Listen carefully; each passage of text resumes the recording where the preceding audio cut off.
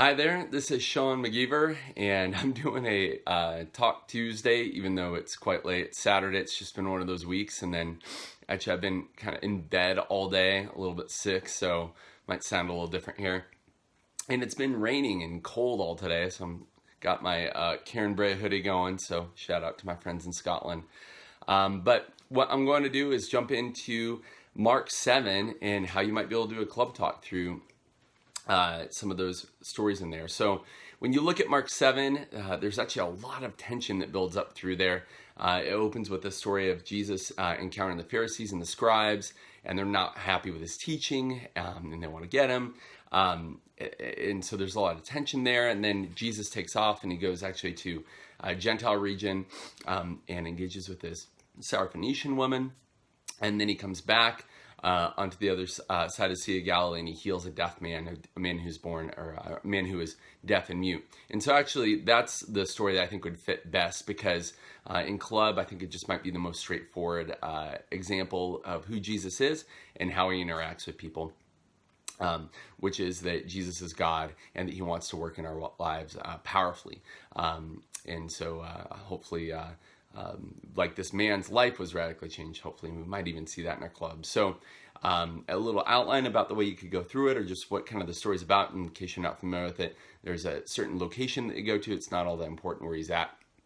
But there's a group of people, and it says they, and we don't know who they are, but they brought a man who was deaf and had a speech impediment.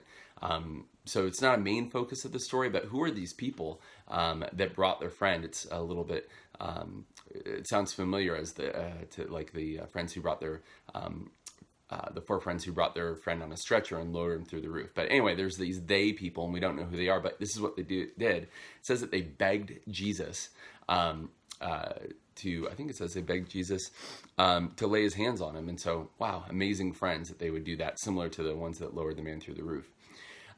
Then we kind of meet the man, and he's deaf and he has a speech impediment. I'll go through a little bit more about what that is and kind of the technical part in a second. Then there's Jesus's actions. One of the things that he does is he takes him away in private, which is interesting. And took him aside, and then he puts his fingers in his ears, and after spitting, touches the man's tongue. I'll talk about that in a minute. But then Jesus's eyes are opened, and the man's eyes are opened, and the man's tongue is released, and then he is able to speak plainly, and I'll talk about what that is in a little bit.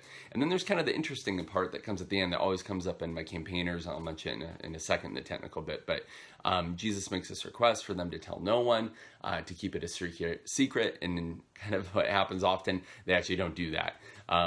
So anyway, it's a story of Jesus doing something miraculous. Jesus isn't just a human, he is a human, but he's also God. He heals this man in an incredible way. Now, here's just one thing. I've talked about this before. I think I wrote an article about it in the Gospel of John, the signs. The healings are signs. And when I was preparing for this, I came across a quote from one of the commentators. He said this: healings are a sign of the kingdom, not the kingdom itself. And so Jesus' ability to heal the man is a sign of the kingdom. Wow, the kingdom is coming. But healing isn't always the kingdom itself, because we don't always experience that. And so there's a tension in that, that Jesus could heal and did heal, but he doesn't always. At least that's my experience in walking with Christ and with my friends. He doesn't always do that. And so Jesus is a king and not a magician. Jesus is always the king, but he doesn't always do what we want. And so there might be other healers out there. There are people who can heal people so that they can hear. There's people who are able to, doctors who are, solutions so people can learn how to talk. And those are wonderful. And I think God uses those people in really powerful ways. But there's only one person who's the king. There's only one person who's the Messiah, and that's Jesus Christ. And so that's something that I just wanted to point out there.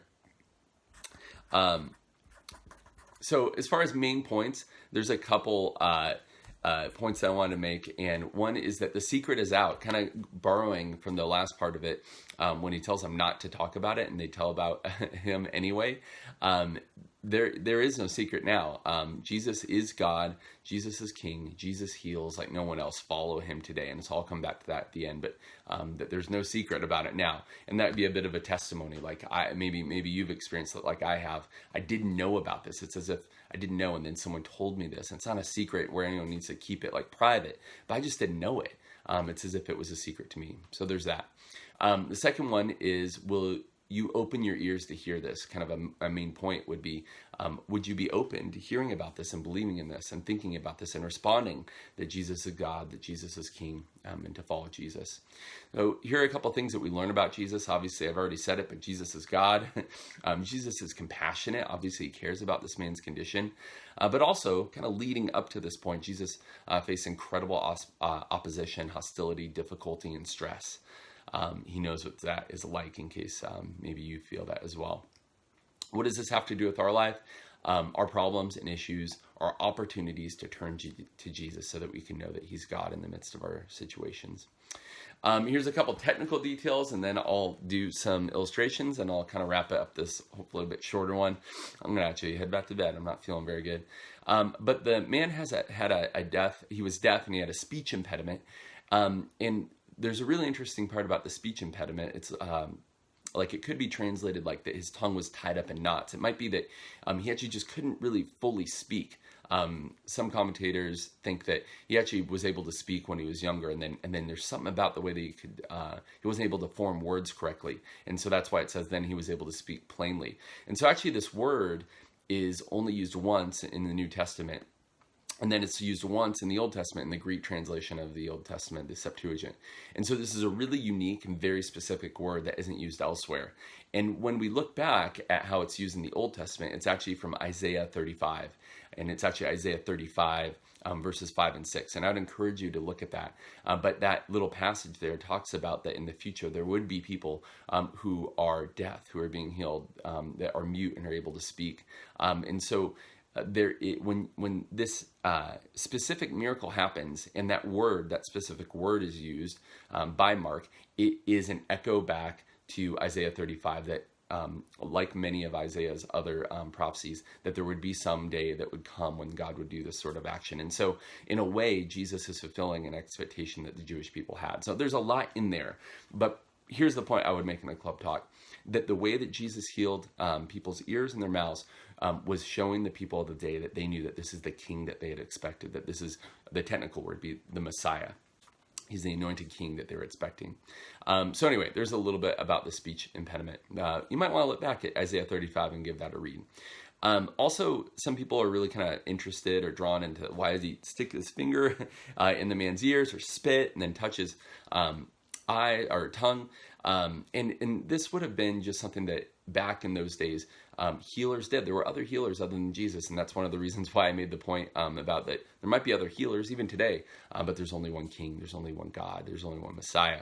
And so this just would have been a signal in Jesus' day. He's going to do something special and probably try to help the man with his ailments, his physical ailments. We don't need to make too much of the, exactly what he did. It was just a symbol, like, I'm going to do something to help him physically. When Jesus said to tell no one, this question always comes up in my campaigners. They're like, why did Jesus do this? And my thought, and as I've thought and studied a lot about this, I see this really frequently as I keep reading through the Gospels.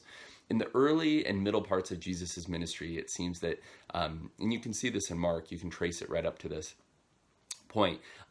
He's facing more and more opposition. They realize that they don't like him, that they want him dead, they want him arrested, all these things. And because of that, Jesus is saying, yeah, I'm going to do this work in you, but don't tell anyone. I think what he was doing was kind of extending his opportunity to minister to people. Otherwise, his impending death would have came sooner. So I think that's what's happening there.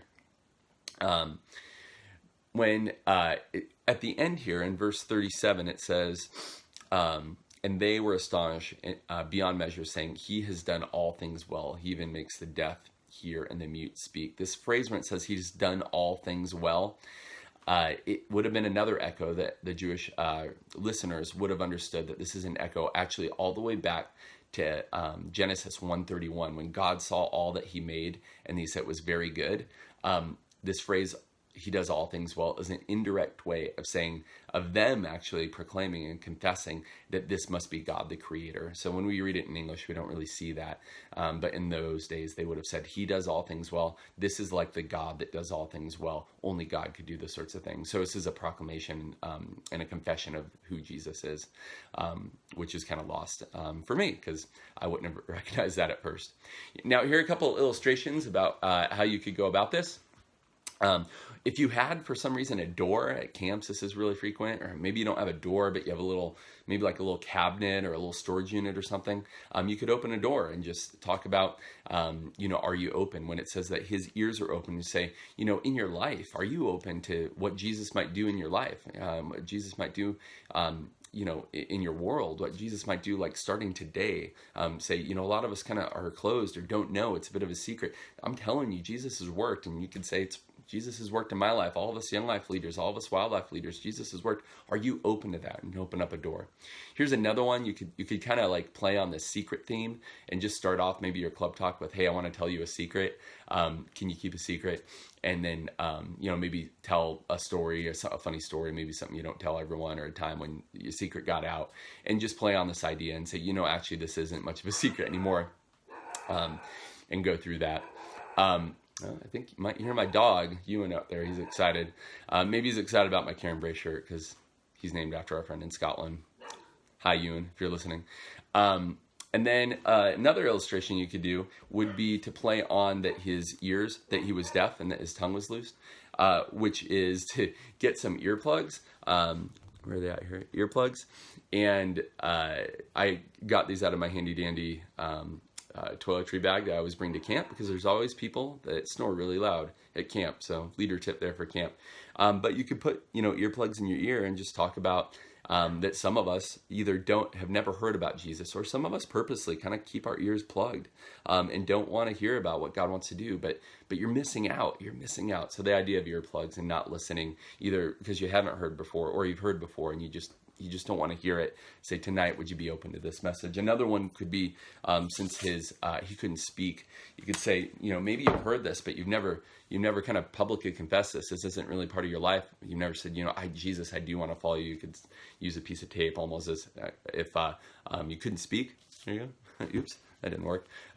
But talking about maybe you felt kind of silenced, or you haven't actually said this. Maybe tonight, for the first time for yourself, you want to confess that he does all things well, that Jesus is your God.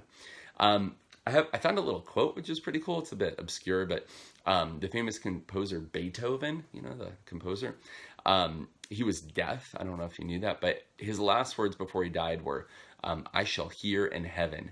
And I would just say, you don't have to wait like Beethoven. You don't have to wait until, you hear on the other side or whatever.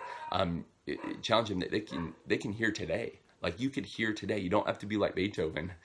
Even if you've been spiritually deaf, no matter what the reason might be, hear right now that Jesus is God, that Jesus loves you, and that you can respond to his love.